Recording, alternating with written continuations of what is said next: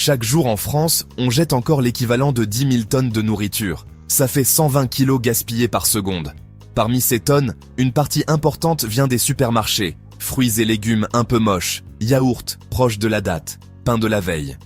Et pourtant, beaucoup de ces produits sont encore parfaitement bons à manger. La grande distribution représente environ 8% du gaspillage alimentaire total en France. Selon les dernières études de 2025, comme le baromètre Phoenix, on parle de centaines de milliers de tonnes évitables chaque année dans les hyper et supermarchés. Pour un magasin moyen, ça peut représenter 300 000 € de pertes annuelles rien qu'en casse alimentaire. C'est énorme, à la fois pour l'environnement, pour le budget des enseignes et pour ceux qui ont faim. Depuis la loi Garot en 2016, les choses ont changé. Les supermarchés de plus de 400 mètres carrés n'ont plus le droit de détruire les invendus consommables. Ils doivent les donner aux associations comme les Restos du Cœur ou la Banque Alimentaire. Résultat, des millions de repas sauvés chaque année. Mais il reste du chemin. On voit encore trop souvent des produits jetés parce que les rayons doivent rester impeccables, parce que les dates sont courtes ou parce que les stocks sont surévalués pour éviter les ruptures.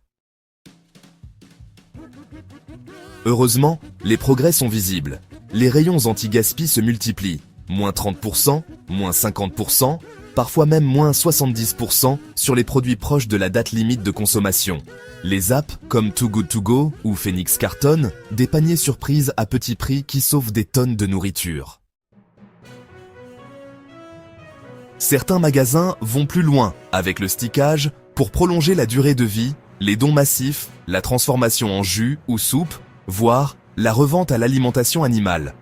Les meilleurs magasins révalorisent jusqu'à 82% de leurs invendus quand ils combinent tous ces leviers. Mais le vrai pouvoir, c'est toi, le client. Quand tu passes en caisse, cherche d'abord le rayon anti-gaspi. Prends ces yaourts, ces fruits un peu abîmés, ces plats préparés à prix cassé. Fais confiance à tes sens. Une tomate un peu molle ou un fromage qui sent fort n'est pas forcément mauvais. Regarde la date limite de consommation, mais ne panique pas à la seconde où elle passe. Et surtout, achète en juste quantité.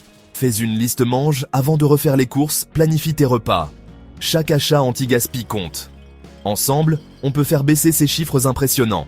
La France vise moins 50% de gaspillage dans la distribution d'ici peu, et on y arrive petit à petit grâce à des lois plus strictes et à des consommateurs comme toi qui agissent. Alors la prochaine fois que tu pousses ton caddie, pense à ça. Un petit geste dans ton panier peut sauver un repas, réduire les déchets et faire du bien à la planète. Toi aussi, deviens un chasseur de gaspille. Partage cette vidéo si tu veux qu'on en parle plus autour de nous. On peut tous faire la différence, rayon par rayon.